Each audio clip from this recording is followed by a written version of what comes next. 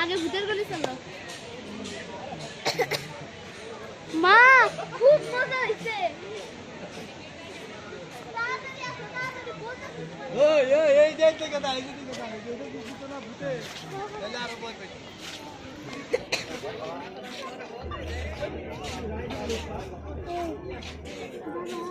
ওরে ভূত কিনতে না চলো চলো চলো। হ্যাঁ খাই একবার কইছে কি দরকার ছিল খাবার কইছে তুই অর্ডার দিব না থেকে নিয়ে দেব না ওই যে ক্যাফে